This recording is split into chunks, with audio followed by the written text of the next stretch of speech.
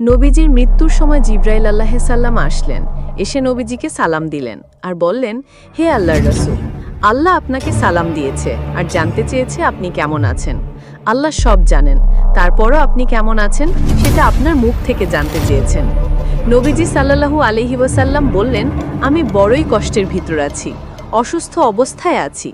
তখন জিব্রাইল আলাইহিসসালাম বললেন, ইয়া রাসূলুল্লাহ সাল্লাল্লাহু আলাইহি ওয়াসাল্লাম, আমার সাথে আজ একজন নতুন ফেরেশতা এসেছে, যে ফেরেশতা কোনো মানুষের কাছে আসার জন্য কোনোদিন অনুমতি চায় নাই আর কোনোদিন অনুমতি চাইবেও না, শুধু আপনার অনুমতি চায় আপনার কাছে আসার জন্য। আর সে ফেরেশতার নাম মালাকুল মউত।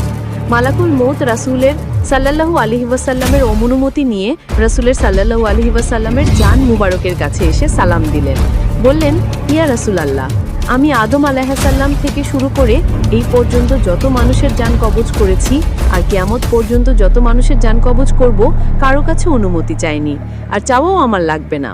কিন্তু আজকে আসার সময় আল্লাহ বলেছেন আমি যেন আপনার অনুমতি চাই। নবীজি বললেন, মালাকুল মউত, আমি যদি অনুমতি না দেই?